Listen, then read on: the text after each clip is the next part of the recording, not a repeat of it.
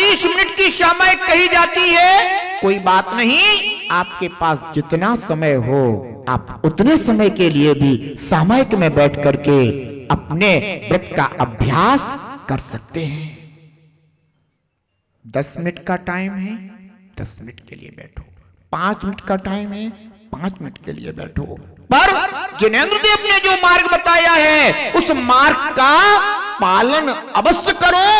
क्षण मात्र की सामयिक भी पर्याय को सफल कर देती है। क्षण मात्र की सामयिक पर्याय को सफल कर देती है। जानते हो, नाग नागिन झुलस रहे हैं, तड़प रहे हैं, संक्लेशित हो रहे हैं, और पार्श कुमार का क्षण मात्र का संयोग उन्हें मिलता है और उनके परिणाम समता के हो जाते हैं और उनकी पर्याय सफल हो जाती है। इसलिए ध्यान रखना, क्षण मात्र की सामयिक जब पर्याय को सफल कर सकती है तो श्रावक जीवन में धारण की हुई सामयिक क्या हमारी पर्याय की सफलता का उद्घोषक नहीं है? अवश्य है। बस हमें जिनेंद्र देव के द्वारा बताए हुए मार्ग पर सच्ची श्रद्धा, आस्था, विश्वास होना चाहिए। आचार्य भगवान पद्मनंदी स्वामी उपासक संस्कार ग्रंथ में गाथा नंबर 9 हमें बता रहे हैं, सामयिकम न जायेत व्यसन मिलान चेत सहा श्रावकेन ततः साक्षात् त्याज्यम व्यसन सप्तिकम। जिन मनुष्यों का चित्त व्यसनों से मलिन हो रहा है उनके कदापि यह सामयिक व्रत नहीं हो सकता। इसलिए सामयिक के आकांक्षी श्रावकों को 7 व्यसनों का सर्वथा त्याग कर देना चाहिए। हमेशा ध्यान रखना,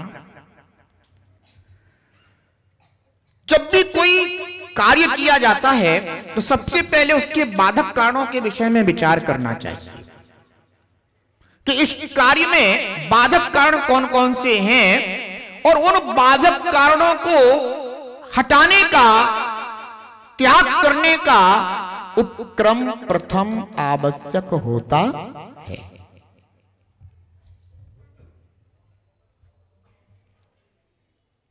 आपको अगर जिनेंद्र देव का अभिषेक करना है, मुनराज के लिए आहार दान देना है, तो आपको यह ज्ञात करना पड़ेगा कि अशुद्धि में कौन कौन और कैसे कैसे लोग होते हैं। हमें अगर यह दान पुण्य का कार्य करना है तो हमें इन पदार्थों से, चेतन या अचेतन, इनसे हमें बचना होगा।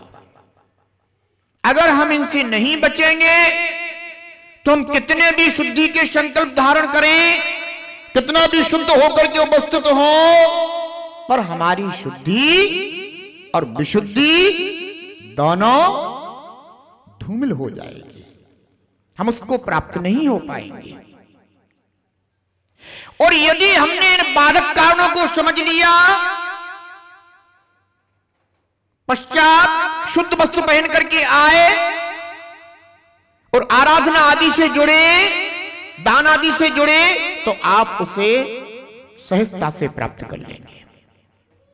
आचार्य भगवान पद्मनंदी स्वामी यहां बता रहे हैं कि जिन मनुष्यों का चित्त व्यसनों से मलिन हो रहा है उनके कदापि सामयिक व्रत नहीं हो सकता, अर्थात उनके परिणामों में साम्य भाव, समता भाव कभी रह नहीं सकता। व्यसन का तात्पर्य होती है बुरी आदतें।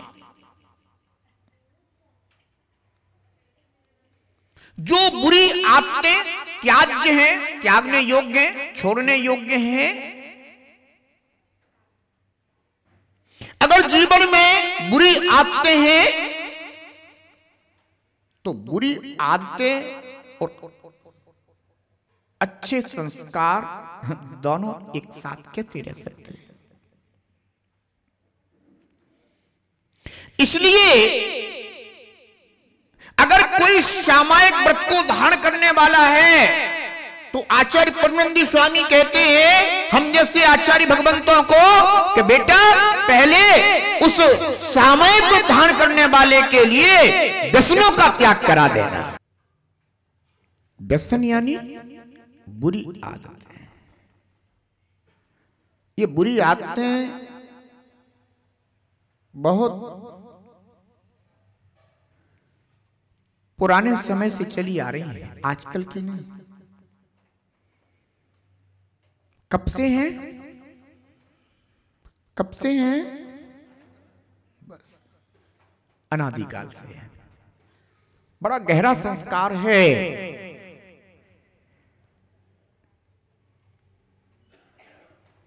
अच्छे संस्कारों को, अच्छी आदतों को स्वीकार करने के लिए बहुत श्रम, परिश्रम, मेहनत करनी होती है। आप देखिएगा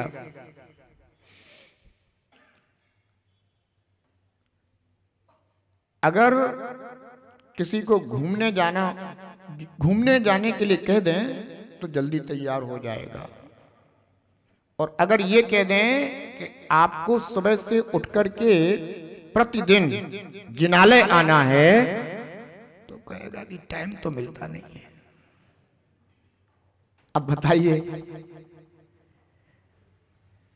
घूमने के लिए समय है क्योंकि घुमक्कर है अनादि का, अनादिकाल से घूम ही तो रहा है, चारों गतियों में परिभ्रमण कर रहा है, 84 लाख योनियों में परिभ्रमण कर रहा है, दुख भोग रहा है, पीड़ित हो रहा है, क्लेशित हो रहा है। अगर घूमते घूमते अगर इस जीव को एक बार जिनेंद्र देव का समव शरण मिल गया होता तो शायद इसका घूमना बंद हो गया होता।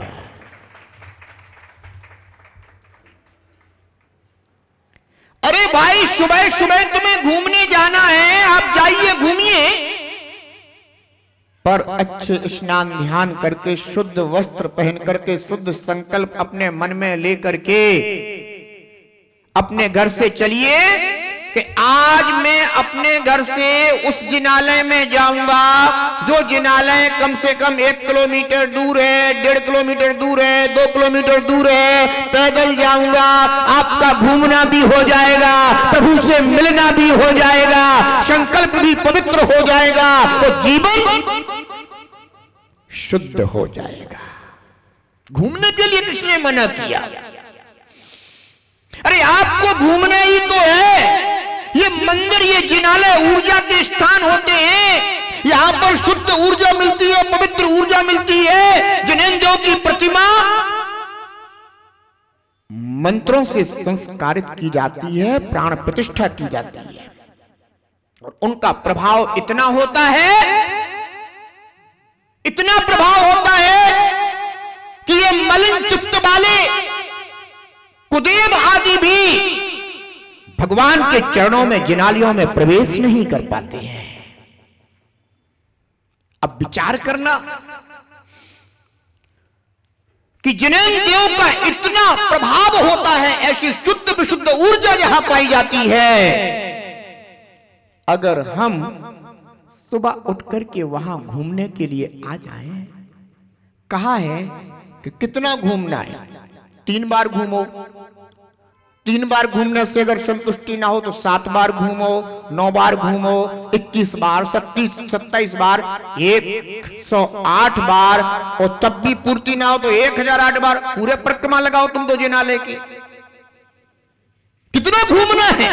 आप उतना घूमिए, इस शुद्ध वातावरण में आइए, आपका तन शुद्ध होगा, मन शुद्ध होगा, विचार शुद्ध होंगे, जीवन शुद्ध होगा। पर मन बुरी आदतों की ओर ले जाता है। तो कहता है घूमने के लिए जाना है तो सड़कों पे घूमो, बाग बगीचों में घूमो, ध्यान रखना। अगर आप विवेकी हैं, समझदार हैं, तो देखिए एक साथ आपको कितने लाभ हो जाते हैं। एक तो आपका सुबह से स्नान ध्यान हो जाएगा तो आपकी दिनचर्या व्यवस्थित हो गई। दूसरा, आपको घूमने ही तो जाना था, आप वहां से वहां तक पैदल गए, मन में पवित्र स्मरण करते हुए गए, जिनेंद्र भगवान का स्मरण करते हुए गए, तो आपका चित्त शुद्ध रहेगा। और आप अगर जिनालय की ओर आ रहे हैं तो अन्य कोई भी कार्य उस समय में आप कर नहीं पाएंगे, तो आप अन्य कार्यों से भी बच जाएंगे। और जितना आपको अपने स्वास्थ्य लाभ के लिए घूमना है वो घूमना भी आपका हो जाएगा, और जिनेंद्र देव भी मिल जाएंगे, उनकी आराधना भी मिल जाएगी, और आपका समय भी बच जाएगा। जो दो कामों में समय देना था वो एक समय में ही सारे काम आपके संपादित हो जाएंगे। कहने का तात्पर्य यही है कि हमारे अंदर इतना विश्वास होना चाहिए कि ये सत्य व्यसन, ये बुरी आदतें हमारे जीवन को पतित करने वाली हैं, दुर्गति में ले जाने वाली हैं, अशुद्ध करने वाली हैं। कई बार कोई कोई जीव ऐसे भी होते हैं, वो कहते हैं कि हम तो कभी इन व्यसनों को छूते भी नहीं हैं, इसलिए हमें त्याग करने की जरूरत क्या है ना। अगर आप उन्हें छूते नहीं है तो उनका त्याग करके आप अपने भीतर संकल्प की ऊर्जा, संकल्प की शक्ति को जागृत कीजिए। आपका इससे मनोबल ऊंचा होता है, आत्मबल जागृत होता है, इच्छा शक्ति मजबूत होती है। इसलिए जो बुरी आदतें जीवन में नहीं है पर आपने उनका त्याग नहीं किया है, तो उनका त्याग करके हमें अपने आप को सात्विक बना लेना चाहिए। और जो ये बुरी आदतों के त्यागी तो है नहीं और सामायिक कर रहे हैं, तो आचार्य पद्मनंदी स्वामी कहते हैं कि इनकी सामायिक बगुले का ध्यान है। बगुला एकाग्र बैठा हुआ है, देखने वाला ये सोचता है ओहो देखो तो जरा कितना एकाग्र होकर के ध्यान कर रहा है, पर वो मूढ़ ध्यान नहीं कर रहा, उसका अंतर्जल अंतर्भाव तो कोई दूसरा ही। ऐसे ही जो सामायिक को प्राप्त हैं, सामायिक करते हैं पर त्याग से डरते हैं, सोचते हैं नियम नहीं लेना, नियम नहीं लेना। भाई नियम क्यों नहीं लेना है? बिना नियम के तो धर्म संभव ही नहीं है। इसीलिए तो अनंत बल केवली के समक्ष जब रावण आदि भाई पहुंचे और उनकी दिव्य ध्वनि सुनी, तो दिव्य ध्वनि सुनने के बाद सब भाइयों ने नियम लिया, पर रावण नियम लेने में पीछे था। एक मुनराज ने कहा कि भो रावण, वो दशानन, तू भी नियम ले ले। तो दशानन कहता है, रावण कहता है कि मैं नियम नहीं ले सकता, कौन सा नियम करूं? क्यों भाई, ऐसा क्यों? क्या रावण कोई स्त्री हरण करने जा रहा था? क्या रावण कोई जुआ खेलने जा रहा था? भले ही व्यसन के कार्य नहीं कर रहा, पर त्याग भी नहीं कर रहा। और त्याग ना करने के कारण इन बुरी आदतों के निमित्त से होने वाले जो भाव होते हैं ना, वे सब आश्रम के कारणों में बने रहते हैं। ध्यान रखना। बहुत सोच विचार करने के बाद रावण ने सप्त व्यसनों में से एक व्यसन त्याग का नियम अपनी इच्छानुसार लिया। सप्त व्यसनों में एक त्याग होता है परस्त्री सेवन का त्याग। तो उसने उसमें भी क्या बुद्धि लड़ाई, उसमें भी उसने पूरा नियम नहीं धारण किया, उसमें भी उसने अपनी बुद्धि लड़ा के नियम लिया कि जो स्त्री मुझे नहीं चाहे उसके साथ भला चेष्टा नहीं करूंगा, ये हमारा नियम है। पर कम से कम रावण ने फिर भी एक नियम तो किया, इस रूप में भी सही, पर उसने नियम तो लिया। पर भो उपासको, तुम्हारा नियम कितना है? रावण की योग्यता तक भी तुम हो या वहां तक भी तुम नहीं हो? तुम रावण को तो बहुत बुरा कहते हो, बहुत गलत कहते हो, पर अपने आप को भी टटोल करके देखो कि तुम्हारे अंदर रावण जैसे भी व्रत करने की योग्यता, वो संकल्प तुम्हारे अंदर भी है अथवा तुम्हारे अंदर नहीं है। ऐसा नहीं है कि रावण धर्म ध्यानी नहीं था।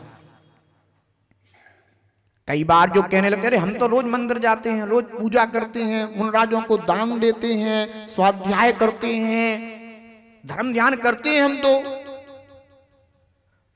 रावण क्या धर्म ध्यान नहीं करता था?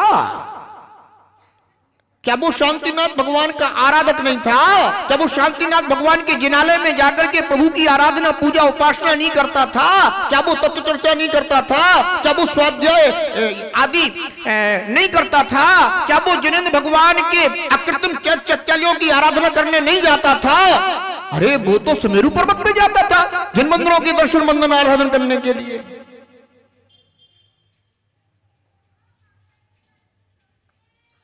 तो जो धर्मात्मा, वर्तमान के धर्मात्माओं की बात कर रहा हूं मैं, कि जो वर्तमान के धर्मात्मा ये सोचकर बैठे रहते हैं कि हम तो मंदिर जाते हैं, स्वाध्याय करते हैं, हम तो पूजा करते हैं, हम तो दान करते हैं, जाप करते हैं, जब इतना सब कुछ कर रहे हैं तो नियम की क्या जरूरत है?